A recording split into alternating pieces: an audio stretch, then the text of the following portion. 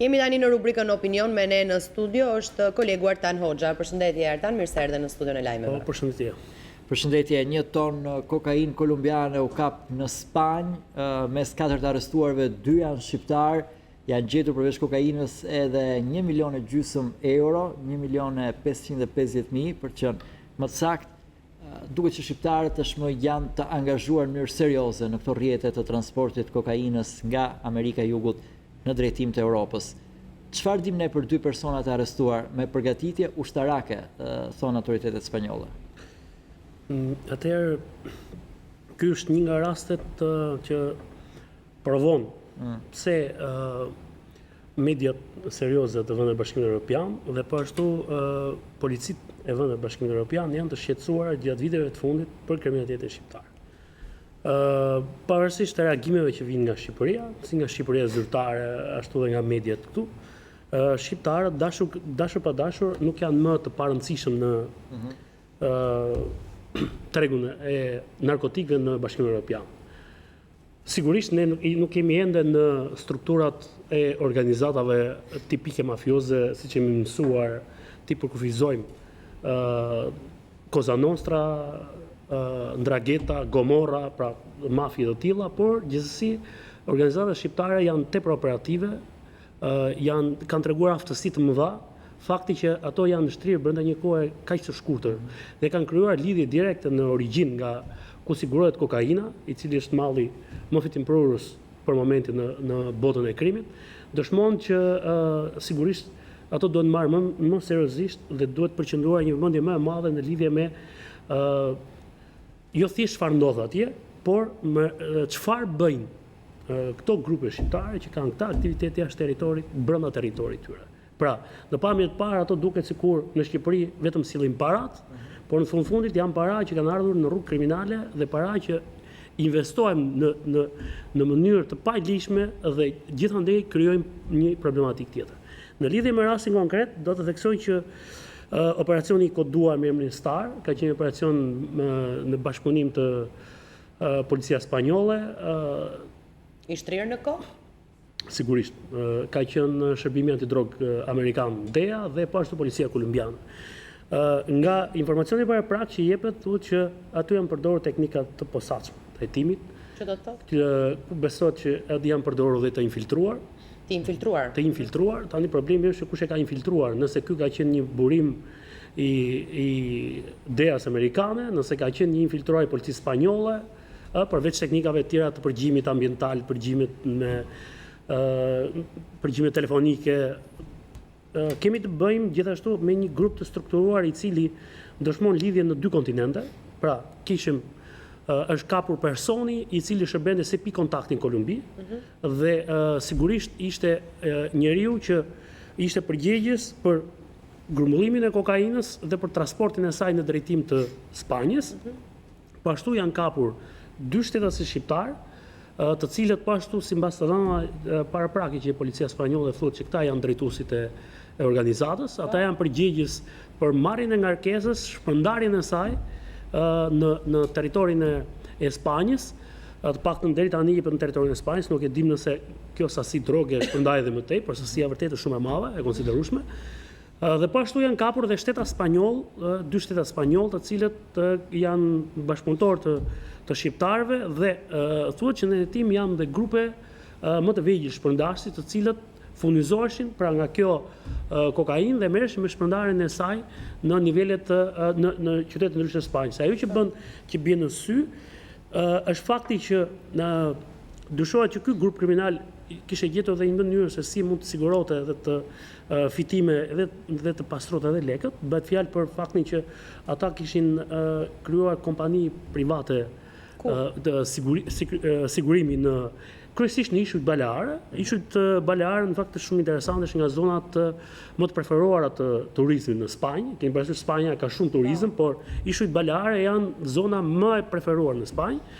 Është një archipelag ishujsh me një sipërfaqe diku te 5000 km2, ka rreth 1.100.000 banor dhe qendra e tyre është Palma de Mallorca, pa aty përfshihet edhe Ibiza, besoj janë destinacione dhe ka shumë kompani turistike shqiptare që kanë paketa dhe ofrojnë paketa jo sot, por besoj që prej një dekade që çojnë në këtë zonë. Pra duket që kjo është zona më e preferuar e turistëve, sidomos nga turistët që vinë nga Anglia dhe nga vendet nordike, nga Gjermania, pra janë nga pjesa më e pasur e Evropës. Vetëm këtu apo edhe në Shqipëri pastronin para? Në rastin konkret, sepse nuk kemi hetim në Shqipëri dhe nuk e di mende çfarë bëjnë ata në Shqipëri, cili është identiteti i tyre, po flas që ata kanë patur si zonë të tyre një nga zonat më të preferuara të Spanjës, ku është zona më e shtrenjtë për turizëm, dhe po ashtu zonën e Madridit, që është kryeqyteti i Spanjës, madje në sasinë në ato 790 pakut e kapura të kokainës,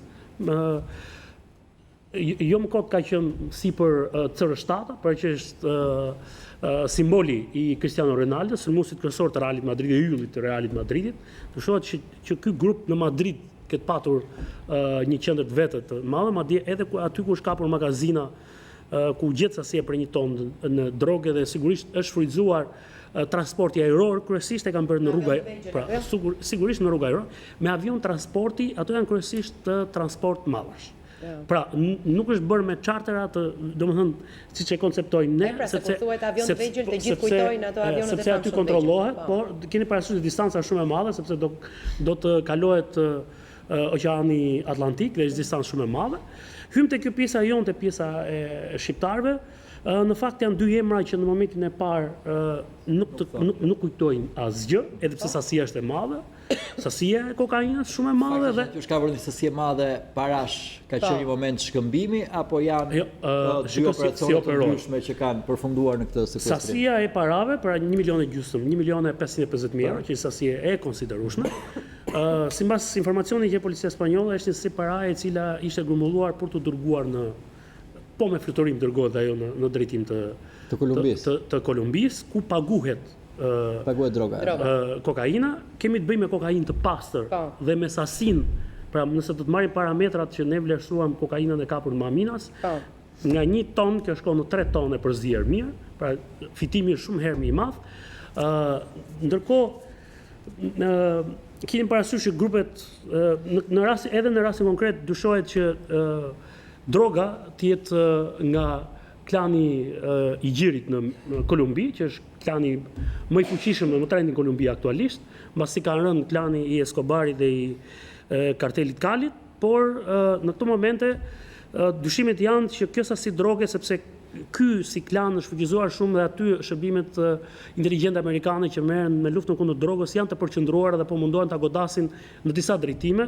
Ky kartel ka krijuar, po mundohet të krijojë rrugë të reja jashtë rrugëve të zakonshme, një ndër të cilat ishte rasti që u kap në Maminas. Gjëja që e veçantë që i lidh të dy rastet, më duket më është origjina e shqiptarëve që janë përfshirë në këtë trafik droge, janë nga veriu i Shqipërisë. Në rastin e parë, pra të Maminas e kishte shqiptar nga rezultuar nga Tropoja, në rastin konkret kemi të bëjmë me shqiptar nga Tropoja dhe persona të dyshuar me origjinë nga Kosova, por që jeton në Shqipëri, kurse në rastin konkret kemi të bëjmë me njëri nga ata, Dritan Gradica, është nga zona e Hasit. Informacioni, ndërkohë emri tjetër Julian Deblini, më tepër dyshohet që duhet të jetë një identitet deri tani sepse nuk po e verifikojnë dot, mund të ketë ndryshuar diku një gërm dhe ajo të ketë bërë që të mos jetë identiteti real. Megjithatë, policia shqiptare menjëherë ka kërkuar informacion nga policia spanjolle, po mundohet që të rakordojë veprimet për të kuptuar që nëse grupi ka në strukturët e tij në Shqipëri, çfarë bëjnë në Shqipëri, ku janë qendrat e banimit të tyre, nëse ato kanë një aktivitet tjetër i cili mund t'i lidhi pra hetimet shqiptare me ato spanjolle. Vetëm këta janë të implikuar në këtë rrjet, vetëm këta 2 shqiptarë, po hetohet, ka dyshime që mund të jenë shqiptarë të tjerë të implikuar apo jo? Në fakt, deri në momentin e tanishëm dhe momenti që është bërë operacioni, pra operacioni është bërë jo më larg se dihet, do të kemi parasysh që është hetuar për afro 1 vit, është marrë në vëzhgim grupi, pra derisa është dokumentuar e gjithë shtrirja, për nga origjina në Kolumbi, kush e grumbullonte, kush e niste, si e transportonin, kush e priste produktin në Spanjë, si e trafikonin ata dhe si ktheheshin parat pasaj në vendin e origjinës. Pra kemi një cikël të mbyllur ndryshe nga historia jonë, pra që jo më kot po e përmend historinë e Maminasit. Gjë që do të thotë kur ke struktura të organizuara mirë, ke dhe kapacitetet për të hetuar të gjithë rritin dhe për të shkuar aty deri në fund. Për të dy personat që janë kapur, deri tani policia spanjolle për këta këmbgul nuk ka dhënë emra të tjerë, por ka thënë që hetimet vazhdojnë, sepse ato kanë të dhëna edhe për mënyrën se si shpërndai kokaina. Mos harroni që 1 ton kokainë, pa diskutim që aty janë jo 1-2, por janë me 10 grupe të vogla që furnizohen nga kjo kokainë dhe që merren me shpërndarjen e saj kokaine, ende nuk kemi të dhëna për Shqipëri. Kishte një detaj interesant në informacionet të thuaj që shqiptarët ishin të përgatitur ushtarakisht, sepse si duket nga përgjimet ambientale apo nga përgjimet telefonike që kanë bërë autoritetet spanjolle, ka rezultuar që shqiptarët rezultojnë, të paktën këta personat që janë arrestuar tani, të jenë përfshirë në luftën e Kosovës. Kujtojmë që lufta e Kosovës është zhvilluar në vitet 98-99. Zona e Hasit ka qenë zonë kufitare dhe nuk është një çudi që të jenë të përfshirë. Ka shumë banorë të Kukësit, të Hasit, të Tropojës që janë bërë pjesë e asaj lufte duke ndihmuar dhe në territorin e Kosovës. Po e përjashtojmë mundësinë që mund të kemi të bëjmë me një identitet të ndryshuar, dhe thashë deri në momentin që do të verifikohen kur policia shqiptare do të bëjë verifikimin e saktë që kemi të bëjmë me identitete reale të këtyre personave, pra Dritan Gradica dhe Julian Deblini janë persona me identitetin e tyre të vërtet që nga territori shqiptar, atëherë do saksohet, domethënë që janë këto persona dhe nga ai moment mund të fillojë pastaj dyshimet më mbrapa dhe hetimet për të kuptuar se kush fshihet mbas tyre. Por fakti që papritmas ka dalë një grup krejt i panjohur për me, nuk është hera e parë, pra siç ka ndodhur ngjarje që ne këtu i kemi denoncuar në Ekuator, në Kolumbi, ngjarja e para një muaj. Kjo është ngjarje e radhës që dëshmon edhe një herë që shqiptarët tashmë me të vërtetë janë bërë një pjesë e rëndësishme e këtij zinxhiri të trafikut kokainës në tregun më të madh që është sot në botë dhe tregun më të fuqishëm Bashkimi Evropian. Do të shtoj edhe diçka me atë që tha Parruca në lidhje me pyetjen për parat, se gjendeshin aty. Keni parasysh që grupet kolumbiane, ose pse kartelet e Amerikës Latine, si ato ekuatoriane, si ato kolumbiane, si ato peruane, këto janë 3 vende kryesore të trafikut kokainës, për të maksimalizuar fitimin e tyre, kur krijojnë besim tek partnerët e tyre në Evropë, ata nuk u marrin para për mallin, pra për kokainën që blihet atje, por bashkë me ngarkesën që e merr një grup nga Evropa, ata nisin dhe një pjesë të vetën, e cila është pjesë e konsiderueshme, e nisin pa para, me të vetmin kush që pjesa që ata nisin do të shitet me çmimin e Bashkimit Evropian dhe atyre t'u jepen parat e Bashkimit Evropian. Pra, ata përdorin infrastrukturën e grupeve kriminale në Evropë për të maksimalizuar fitimin. Pra, nëse 1 kilogram kokainë në Kolumbi mund ta blesh me 2.500, 2.000 deri në $3.000, ajo në Evropë me shumicë shitet nga 24 deri në 30.000 euro. Pra, imagjinoni se si rritet vlera e fitimit për grupet kriminale. Tek paraja, sepse ne përmes atyre që kapen, atyre që vriten, sasive drogës që kapen, kemi një ide pak a shumë gjeografin e këtij trafiku. Gjeografin e paras pastaj nuk e kemi të qartë. Ku shkon paraja? Një pjesë e këtyre që përfitojnë paran janë shqiptarë. Sa pjesë e këtyre parave kthehet në Shqipëri për tu investuar, për tu pastruar? Askush duket se nuk di shumë për këtë. Kjo është një problem tjetër, është problem i vjetër me Shqipërinë. Por Departamenti i Shtetit në raportin që sapo ka publikuar ditët e fundit dëshmoi e përforcoi dhe një dhe dëshmoi që Shqipëria nuk e ka kapacitetet për shkak edhe të brishësisë të administratës që kemi ne, edhe të pamundësisht që kanë agjensitë tona zbatimit ligjit për ta luftuar këtë natyrë kriminaliteti. Shqipëria vazhdon të konsiderohet një parajs për grupet kriminale për të pastruar para të cilat, sidomos para që vijnë nga kokaina, duhet keni parasysh që vijnë sasi të mëdha brenda një kohe shumë të shkurtër. Dhe problemi më i madh për grupet e trafikut kokainës është se çfarë do bëjnë ato me paratë që kanë. Dhe duke sjellë sasi të mëdha parash, sigurisht ato janë të interesuar të investojnë në biznese ku kërkohet sasi e madhe paraje, njëkohësisht dhe fitimi prej aty është i madh. Problemi i madh që kanë ata, theksoj edhe në raportin e Departamentit të Shtetit, ishte fakti që si do t'i pastrojnë ato para. Shqipëria vazhdon ta ketë problem të madh remitancat që vijnë nga jashtë. Në ekonominë shqiptare ka shumë para kesh. Paraja kesh dominon në sistemin ekonomik që ka Shqipëria. Dhe duke parë në këtë prizëm, këto parat e ardhur nga kokaina deri tani rezultojnë kryesisht të investuara në aktivitetet që kanë të bëjnë me turizmin. Pra në komplekse turistike, në ndërtesa kryesisht hoteleri, shtëpi pushimi, vila luksoze, po ashtu të investuara në kompani ndërtimi. Ndërtimi në vitet e fundit ka marrë sërish një hovë të madh, edhe pse Bashkia e Tiranës e ka çuar 9% taksën fillestare të vlerës së ndërtimit për t'ia paguar bashkisë për qenë fillim. Kjo nuk përbën problem për grupe të tilla kriminale, kjo mund të bëjë problem për firmat që merren vetëm me biznes ndershëm në Shqipëri, por jo për ta. Ata i disponojnë parat kesh dhe nuk kanë problem për ta investuar në këtë pjesë, pra në ndërtim, dhe ajo që ka rënë në sy vitet e fundit janë sidomos investimet që janë bërë në lojrat e fatit. Të gjithë e mbajnë mend operacionin në fundin e 2013, fillimin e 2014-s, fundi Marrëzis, por në fakt nuk rezultoi një operacion i cili i dha fund, thjesht ndryshoi. Marrëzia e fundit. Po, unë atëherë kam bërë një cikël emisione që quhet Marrëzia e fundit, ndryshoi duart e atyre që e kontrollonin këtë lloj tregu. Është fakt sot që ti mund të shikosh në Shqipëri ndryshe nga në Kosovë, ku është taksative 500 metro larg shkollave, 500 metro larg objekteve fetare. Në Shqipëri i kanë në çdo cep pallati, janë shtuar së tepërmi, madje përkundërse janë mbi 20 kompani të cilat nuk dihet punojnë me nipte sekondare dhe askush nuk është në gjendje të thotë me saksi se çfarë janë duke bërë ato, dhe janë duke konkuruar edhe kompanitë e ndershme ose ato që pagojnë taksa rregullisht në shtet, edhe se ky figuron një nga bizneset më fitimprurëse të viteve të fundit, biznesi i lojrave të fatit, në një vend të varfër si Shqipëria, dhe problemi tjetër është që ky lloj biznesi i ndihmon grupet kriminale që të pastrojnë para. Pra edhe nëse nuk fitojnë në treg, jo që shekun ato fitojnë dhe në treg, ato nëpërmjet bilanceve fiktive mund të pastrojnë, të egalizojnë para që i fusin Shqipërinë në rrugë kriminale. Dhe dua të theksoj edhe një gjë për të luftuar krimin të natyrë, pastrimin e parave dhe krimin ekonomik, që është gjithsesi krimi më i përhapur në Shqipëri. Të gjithë e dimë çfarë ka ndodhur me falsifikimet e tokave, e pronave, çfarë ka ndodhur me korrupsionin në administratë, me tendrat publik. Do të theksoj që vetëm drejtoria e krimit ekonomik në drejtorinë përgjithshme policisë shtetit referon në vit mesatarisht nga 4.000 deri në 5.000 vepra penale për krim ekonomik.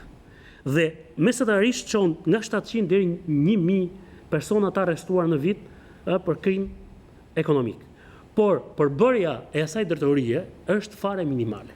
Është një nga sektorët me përbërje me personeli më të vogël që ka policia e shtetit, me numrin e mjeteve më të vogël që ka policia e shtetit, duhet urgjentisht të kthehet në një sektor primar për policinë e shtetit, dhe po ashtu të rritet së tepër bashkëpunimi me shërbimet e tjera inteligjencë, shërbimi informativ, doganat dhe tatimet. Është sektor jetik. Vetëm gjatë javës fundit ne kemi folur për krimin ekonomik, për skandalin dhe piramidën që ndodhi te hidrokarburët me kompaninë Galf.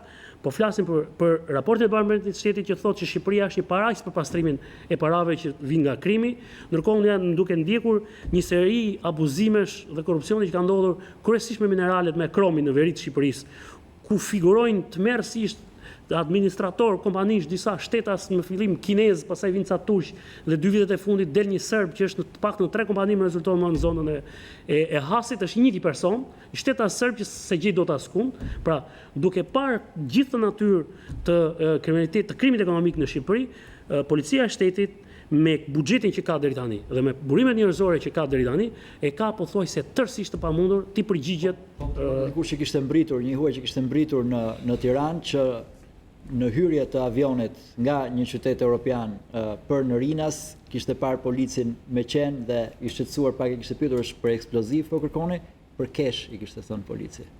Atëherë është një nga metodat e përhapura në Shqipëri. Pra janë shqetësuar edhe policit. Një nga metodat e përhapura, parat që vijnë nga trafiku i narkotikëve të fortë hynë kesh në Shqipëri. Me valigje. hyn kesh.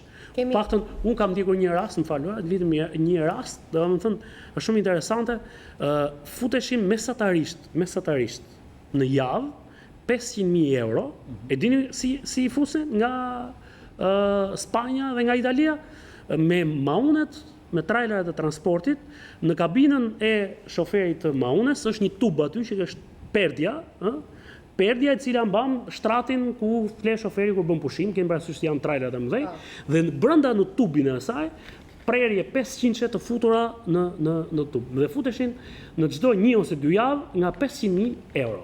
Imagjinoni se për çfarë shumë është për fjalë. Mos harroni sa shqiptar lëvizin në ditë, dhe mjafton të kujtoj vetëm shifrat që u dhanë dje në Komisionin Parlamentar, që dhe në praninë e ministrit që kemi ne për diasporën, që kemi mesatarisht 5.000 shqiptarë të arrestuar, të dënuar jashtë territorit të Shqipërisë, pjesa dërmuese e tyre janë për trafik narkotikësh. Artan, se nuk kemi shumë kohë, maksimumi 2 minuta. Shkurtimisht, çfarë po ndodh me vettingun polici nga informacionet që ju keni? Është një temë ditëve të fundit. Sigurisht është faza përmbyllëse e dorëzimit formularëve nga efektivat e policisë. Vettingun polici disa kanë ndërhequr, shumë pak kanë dorëzuar. Ne ende nuk i dim shifrat eksakte. Unë di që edhe oficerë të rëndësishëm, pra ish drejtues policie kanë ndërheqen për një mirë arsye, sepse mbase nuk i kanë patur mundësinë ta justifikojnë pasurinë ose pronat që ata kanë. Por gjithsesi do të them që kjo si një lloj reforme, dhe prandaj ne duhet kur flasim për shqiptarë që transportojnë ose kapën me 1 ton kokainë, imagjinoni në çfarë niveli duhet jetë policia jonë që të përballet me këtë lloj niveli krimi. Prandaj së pari përpjekja për të shëndoshur trupën policore dhe pastaj fillojmë operacionin është pozitive, vetëm problemi është sa më shpejt e mundur. Ndarja e vettingut në polici po bëhet në këtë formë, 300 janë oficerët drejtues për atë nivelit lart, të cilët do kalojnë në filtrat të parët, 3.000 janë oficerët e nivelit mesëm dhe 9.000 janë niveli bazë i policisë shtetit. Pra, ajo që synohet më tepër të vihet nën filtr është 300 e parë e drejtuesve të lartë dhe 3.000 e dytë e oficerëve të nivelit mesëm. Ajo 9.000 e policëve të nivelit bazë, ku aty është dhe frika më e madhe, kemi edhe rastin ku përmend sidomos rasti i Fierit, i policit që vrau veten në ambientet e komisariatit. Pra, niveli bazë nuk është në një objektiv i madh, nuk synon njeri të zbulojë një gjë të madhe aty. Pra, dhe ky panik nuk duhet të jetë në radhët e policisë, por me sa duke mos i sqaruar mirë është krijuar kjo situatë. Ndërkohë, si sa objektivi i këtij vettingu është filtrimi i figurës morale dhe i pasurisë që kanë 300 drejtuesit e nivelit lartë dhe 3.000 oficerët e nivelit mesëm. Këta janë koka dhe bërthama e policisë shtetit që do përballet me krimin dhe me krimin organizuar. Në qartë, faleminderit Artan Hoxha që ishte në studio, do të shkëputemi tani për publicitet dhe më pas do të jeni në shoqërinë e Ina Qirios vjen për ju rubrika Sport News. Shikim të këndshëm.